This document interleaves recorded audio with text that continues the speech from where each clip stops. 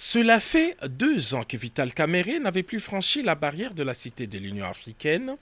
Près d'une semaine après son acquittement dans les dossiers des 100 jours, le tout premier directeur des cabinets du chef de l'État est venu rencontrer ce mardi soir le président de la République, Félix-Antoine Tshisekedi Tshilombo.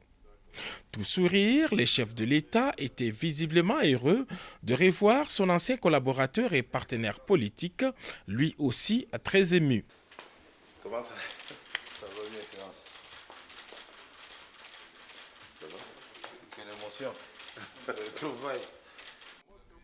Décontractés, les deux personnalités ont eu un entretien de 2 heures et pour Vital Kamerhe, la parenthèse 100 jours est vite refermée. Il est temps de renforcer les partenariats politiques et se mettre au service du peuple. L'émotion des retrouvailles, et puis je dis que Dieu est grand. Tant que tu crois, tu as à la foi en Dieu, tout est possible. Et c'était aussi la joie de retrouver un partenaire politique. Ce sont là les premiers mots. Quelle que soit l'épreuve qu'on endure, cette épreuve doit être en dessous de ce qu'on est déterminé à donner à la nation, à la patrie, à la communauté. C'est en cela que nous allons gagner. Si chacun de nous, et il y a rares qui n'ont pas connu d'épreuves dans leur vie, ils doivent minimiser ces épreuves-là et dire ce que j'ai à donner à la patrie est bien au-dessus des preuves endurées. Pour moi, j'ai appris beaucoup de choses en prison. La patience, la résilience.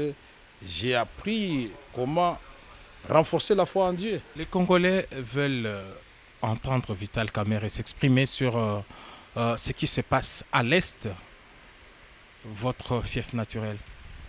Donc, ce qui se passe à l'Est, nous laisse tous sans voix. Et chaque Congolais, digne de ce nom, ne peut que répondre à l'appel qui avait été lancé par le gouvernement, par le président de la République, pour que chacun de nous puisse œuvrer pour que la paix revienne dans notre pays.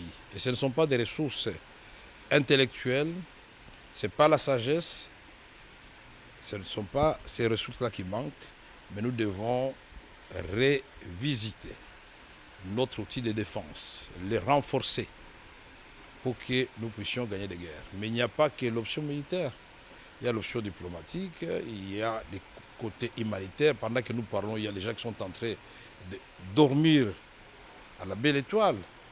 Il ne faut pas que la question de M23 nous fasse oublier que quand nous avons pris le pouvoir, avec le président Tshisekedi en tête, le problème que nous devrions résoudre, c'était le problème de Beni avec les ADF Nalou, les Codeco Anituri.